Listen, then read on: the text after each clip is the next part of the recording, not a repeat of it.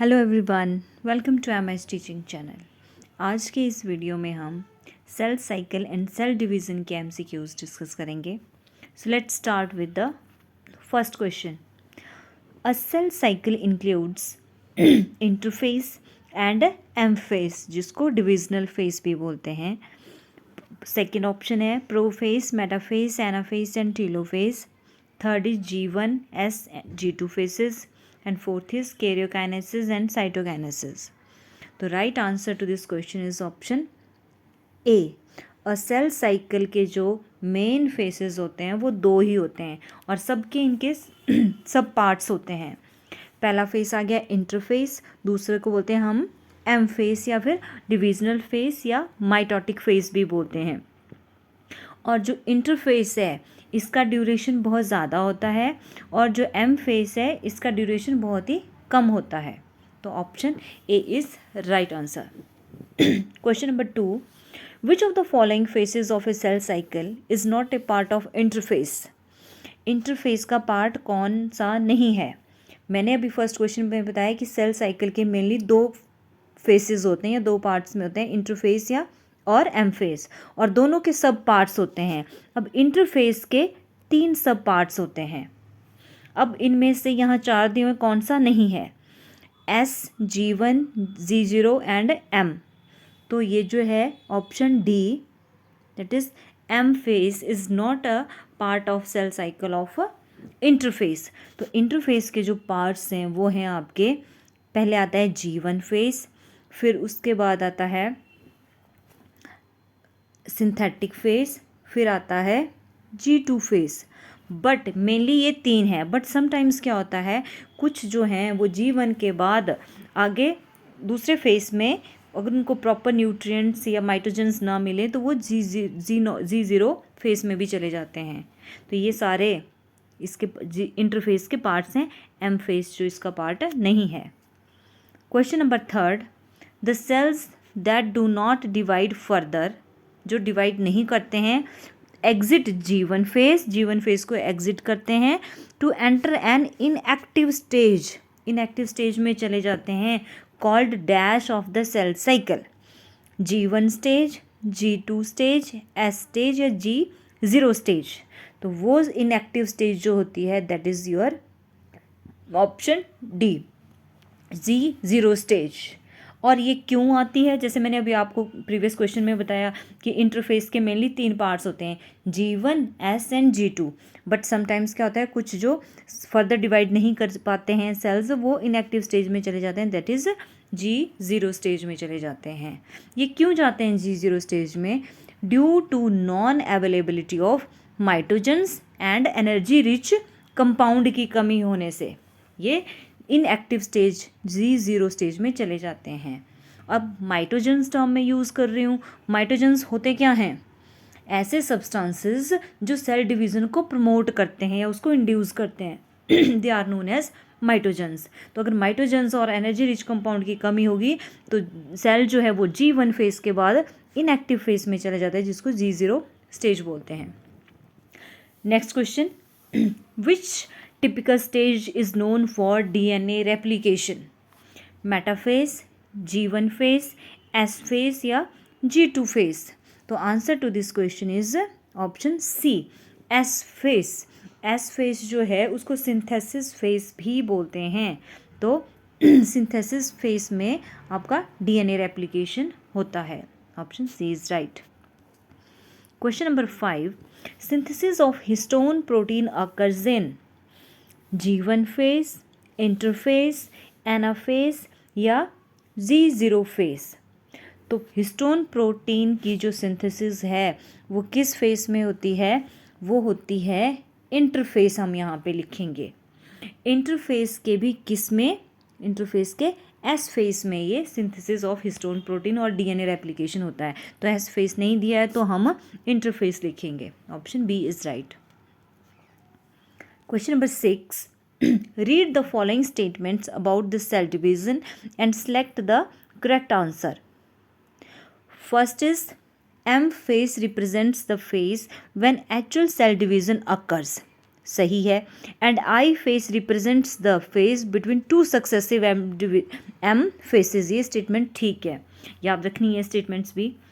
Second is in the 24 hours average duration of cell cycle of a human cell, cell division proper last only about an hour, ये भी सही है। जो actual sale division होता है, हमने starting में पढ़ा कि दो फेसेस होते हैं मेनली, आई फेस जिसको इंटरफेस भी बोलते हैं, और दूसरा है आपका एम फेस। जो एक्चुअल सेल डिवीज़न होता है वो एम फेस में होता है, जिसको माइटोटिक फेस भी बोलते हैं। और ये जो अगर 24 आवर्स की बात करें तो 24 आवर्स में से 23 आवर्स जो होते हैं वो इंटरफेस में होता है सेल, और सिर्फ 1 आवर्स में ही एम फेस में होता है जिसमें एक्चुअल सेल डिवीज़न होता है। तो हमारी सेकंड स्टेटमेंट भी करेक्ट है। थर्ड स्टेटमेंट क्या है? M phase constitutes more than 95% of duration of a cell. नहीं, 95% तक तो आई फेस होता है, एम फेस तो 5% तक ही होता है। तो option A and B, first and second जो है, ये दोनों स्टेटमेंट्स करेक्ट है। तो ऑप्शन आ गया हमारे यहाँ पे ए सही आ गया इसका, क्वेश्चन नंबर 6 का। Question number 7, select the incorrect statement regarding S phase of interface. S phase of interface आया सिंथेसिस फेस। अब ये occurs between G1 and G2, G1 और G2 के बीच में होता है। बी आया DNA replicates in the nucleus. C centrioles duplicate in the cytoplasm, and D as DNA is doubled number of chromosomes also doubles। तो हमें एस फेस के बारे में इनकरेक्ट स्टेटमेंट बतानी है, ये पूछा गया है। तो ऑप्शन डी जो है ये इसका आंसर होगा। ये स्टेटमेंट इनकरेक्ट है एस फेस ऑफ इंटरफेस के एस फेस के बारे में। D option is incorrect. DNA तो एस फेस में, सिंथेसिस फेस में डबल होता है, बट द जो नंबर ऑफ क्रोमोसोम्स हैं वो सेम रहता है, वो डबल नहीं होते हैं। ये तो हो गया। अब ये भी याद रखना कि अकर्स एस फेस G1 फिर एस फिर G2 इनके बीच में आता है, और इसमें क्या होता है, डीएनए रेप्लिकेट करता है न्यूक्लियस में, और सेंट्रियोल भी डुप्लीकेट करते हैं। ये सिंगल पे आपने याद रखना है। Question number 8, one cycle of cell division in human cells takes 24 hours. Which phase occupies the maximum part of cell cycle? I hope इसका आंसर तो आप कर ही सकते हैं। कौन मैक्सिमम टाइम ऑक्यूपाई करता है? Mitotic phase, meiotic phase, interphase या साइटोकाइनेसिस? तो answer to this question is option C, interphase जो है ये मैक्सिमम मोर देन 90 और 95% ये टाइम ऑक्यूपाई करता है। Question number 9, which of the following statement is correct regarding Z0 phase? Z0 phase के रिगार्डिंग कौन सी स्टेटमेंट सही है? Mitogens are present in Z0 phase. Mitogens are present but energy rich compounds are absent. Both mitogens and energy rich compound are present and neither mitogen nor energy rich compounds are present. तो जो correct statement है regarding Z0 phase के वो है D option, कि जब cell में ना तो माइटोजेंस होंगे, दैट इज़ जो सेल डिवीज़न को प्रमोट करते हैं, ऐसे सब्सटेंसेस को माइटोजन बोलते हैं, ना तो माइटोजन होंगे ना ही एनर्जी रिच कंपाउंड होंगे, तब जो है सेल एंटर करता है Z0 फेस में। बाकी ये सारी स्टेटमेंट्स आपकी गलत हैं। Mitogens are present in Z0 phase नहीं, दूसरा भी नहीं, तीसरा भी नहीं। Question number 10, this phase of cell cycle is a period of intense synthesis and growth and it constitutes 90% of duration of the cell cycle. This is your interphase. Option A is right. जो 90 to 95% duration तक last करता है, सबसे लंबा face जो होता है वो इंटरफेस होता है। Question number 11, dash is characterized by all the chromosomes coming to lie at the equator. सारे क्रोमोसोम इक्वेटर पे अरेंज हो जाएंगे with one chromatid connected by its kinetochore to spindle fibre from one pole and its sister chromatid connected by its kinetochore to spindle fibre from the other pole. ठीक है, ऐसे arranged होंगे ये। तो वो कौन सा फेस होता है जब सारे के सारे इस सीक्वेंस में इक्वेटर में, इस फॉर्म में इक्वेटर में अरेंज हो जाते हैं? तो उसको बोलते हैं आप मेटाफेज। मेटाफेज पे सारे के सारे क्रोमोसोम जो होते हैं वो, ये सेल है, ये इक्वेटर आ गया, यहाँ पे अरेंज हो जाते हैं। Question number 12, dash is the best stage to count the number and study the morphology of chromosomes.